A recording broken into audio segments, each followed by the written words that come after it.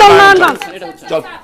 এক বাপের মেয়ে হতে নারায়ণগঞ্জ যা আয় আমার এখানে একটু তুই মনে করিস যে তুই স্বামী মুসলমান দেখে সারা বাংলাদেশে কিছু হয়ে গেছে একটু দায় আছে আমার এখানে একটু দায় আছে আমার একটু দায় আছে আমি একটু বলি তুই আমি করাপ্টেড ওমেন আমি করাপ্টেড তুই কি করাপ্টেড সে দুদুকে ডাক ডাক দুদুকে করাপ্টেড ওমেন আমি তো দলিল তো এখানেই আছে হ্যাঁ তুই কেন দুদুকের কাছে যাস না কেন দুদুকের কাছে যাস না তুই তো করে বন্ধ করে বলতেছিস এই জন্য আমি বলছিলাম যে এর ওই ধরনের ভদ্র মহিলা না আসে এর ব্যাকগ্রাউন্ড এরকমই ইয়েস আমার ব্যাকগ্রাউন্ড এরকম কাপড় তুলে কথা বলে না ওনার অ্যাটিটিউড আমি খারাপ ঠিক আছে আমি খারাপ তো কেন ডাকছেন হয় আপনি যখন ডাকছেন তখন তো আমি রাজি হয়েছি তাহলে উনি কেন আপনাকে ব্লেম দিয়ে উনি বললো যে কোথায় আক্রমণ করেছি নো আপনি আমাকে জিজ্ঞেস করেছেন যে আপনি গডফাদার কাকে বলেছেন no no no no camera record আছে সব কাগজ যেহেতু আমরা আলোচনার জন্য রাজি হয়েছি আমরা আলোচনা না উনি এখানে উনি ধমকাবে আর উনি আরেকজনকে ধমকান না কোনো কথা নাই আমাদের শেষ হয়েছে আমাদের বোধহয় অন ইয়ারের টাইম হয়ে গেছে তাই তো আমরা অন ইয়ারে যাই কাগজ দেন আর একটা খারাপ কথা বললে এখানে কিন্তু সমস্যা হবে আমি যা করব নারায়ণগঞ্জে যা করব আপা বসেন আপা একবার নিয়ে হয়ে থাকো না চলে যান আপনি বসেন এই সংসদ সদস্য হন নালে শেখ হাসিনার আপনি অতি প্রিয় আপা বসেন কিন্তু আপনি এভাবে ধমকা কেন কথা বলে মেয়ে মানুষ দেখে এখন পর্যন্ত আমি সহ্য করতেছি কি কিছু মেয়ে মানুষ দেখি কবরিতে মরতে গেছে ওর মেয়ে মানুষ কি আপা বসেন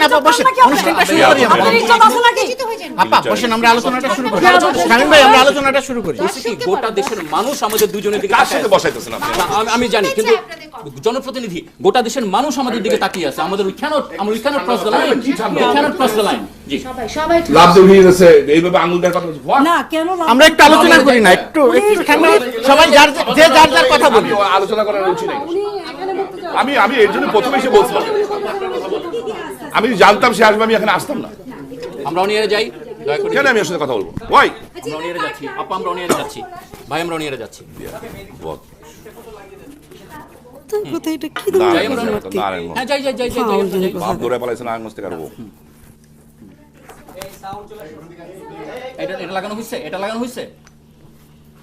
ভিতরে লাগানো আপা একটু যদি হেল্প করতে দেন দয়া করে হ্যাঁ শোনা যাচ্ছে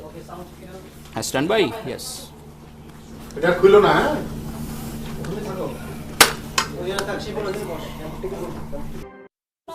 অপশন তো উনি ওইটা নিয়ে যদি কথা বলতে না উনি যে সমস্ত কথাগুলো নিয়ে বলেছে হ্যাঁ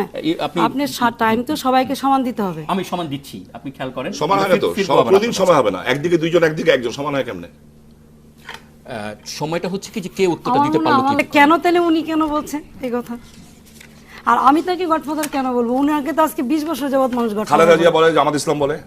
দিয়াওয়াটা সবাই বলে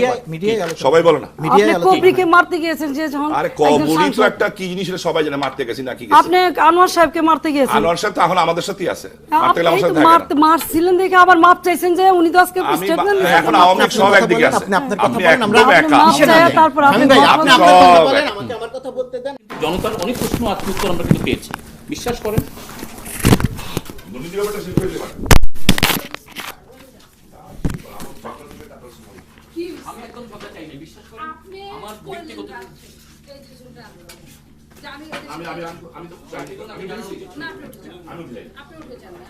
আমি যখন শুনছি তখন আপনি বলতে আমাকে বললেন না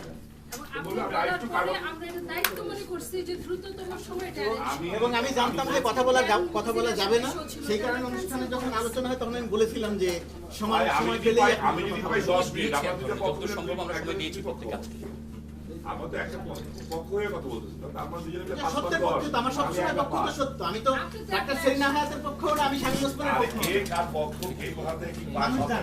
মানুষ জানে দর্শক জানে দর্শকের আপনি অত বড় নেতা না এখন ওই পর্যন্ত আমি কি নেতা নই এই